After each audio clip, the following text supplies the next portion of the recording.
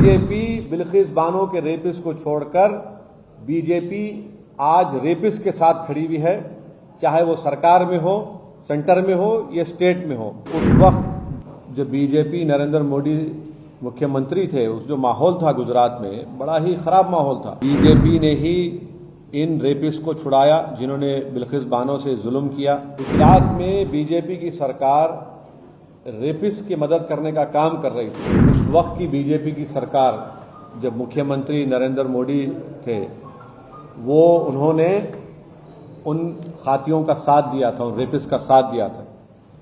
बिल्किस बानो का रेप हुआ, उनकी मासूम बच्ची का कत्ल हुआ और बिल्किस बानो ने ये लड़ाई खुद से लड़ी इंसाफ के लिए,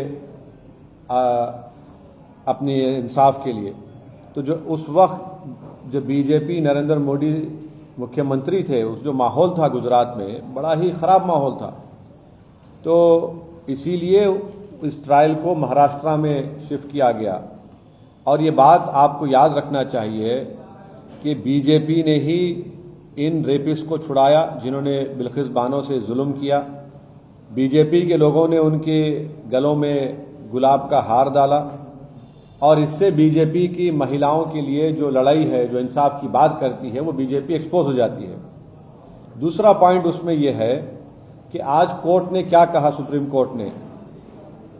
कोर्ट ने कहा the state of Gujarat acted in complicit with convicts, यानी स्टेट ऑफ गुजरात खुद इन रेपिस्ट के साथ कॉम्प्लिसिट थी। बुनियादी बात यह बेसिकली ये है कि गुजरात में बीजेपी की सरकार रेपिस्ट की मदद करने का काम कर रही थी। और ये बात आप भी जानते हैं कि उसमें बीजेपी के दो एमएलएज ने ये एंडोर्स किया कि इन रेपिस्ट को छोड़ दिया जाए और एक बीजेपी के एमएलए ने उनको संस्कारी भी कहा था। आज सुप्रीम कोर्ट ने ये साफ कर दिया कि गवर्नमेंट ऑफ गुजरात, जो बीजेपी की सरकार है वहां पर, उन्होंने बिल्किस बानो के रेपिस्ट को छोड़ने में मदद की, फ्री किया, और जबकि उनके पास ये इख्तियार नहीं था। मैं सुप्रीम कोर्ट के इस फैसले का वेलकम करता हूं, खैर मुकद्दम करता हूं और उम्मीद करता हूं कि मुस्तकबिल में, फ्यूचर में कोई भी सरकार इस तरीके से एक्ट नहीं करेगी जिससे रेपिस्ट को छोड़ दिया जाए।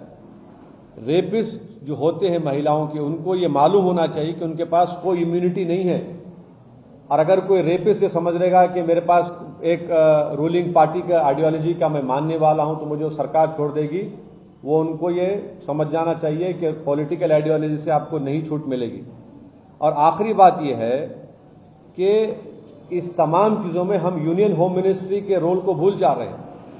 यूनियन होम मिनिस्ट्री के आज जो वजीर हैं जनाब अमित शाह, उन्होंने अप्रूवल दिया था इनका रिमिशन और प्रीमेच्योर रिलीज के लिए, और एक जुलाई 11, 2022 का लेटर है यूनियन होम मिनिस्ट्री का। हम पूछना चाह रहे कि क्यों अमित शाह की होम मिनिस्ट्री ने इस तरह लेटर दिया। तो इससे बात साफ जाहिर होती है कि नरेंद्र मोदी जो नारी शक्ति की बात करते हैं, ये सिर्फ जुमलेबाजी है। और इन्होंने यहां पर बिल्किस बानो के रेपिस्ट को छोड़ने का जो काम किया, इससे एक्सपोज होते हैं। अब बताइए बुलडोजर कहां चला गया, ठोक देंगी पॉलिसी कहां चले गई। बीजेपी बिल्किस बानो के रेपिस्ट को छोड़कर बीजेपी आज रेपिस्ट के साथ खड़ी हुई है, चाहे वो सरकार में हो, सेंटर में हो या स्टेट में हो। बीजेपी की सरकार ने इनको छोड़ा, और क्यों छोड़ा? इलेक्शन से पहले छोड़ा, गुजरात के विधानसभा के चुनाव से पहले। अब बीजेपी इस जजमेंट के बाद खामोश क्यों है? बीजेपी आज बीजेपी को खामोशी तोड़नी चाहिए।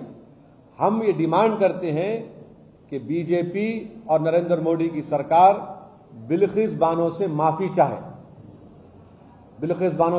चाहे, क्योंकि सुप्रीम कोर्ट ने ये कह दिया है कि आप, माने सुप्रीम कोर्ट के वर्ड्स क्या हैं, the state of Gujarat acted in complicit with the convicts. तो मेरा डिमांड यह है कि नरेंद्र मोदी की सरकार बिल्किस बानो से माफी मांगे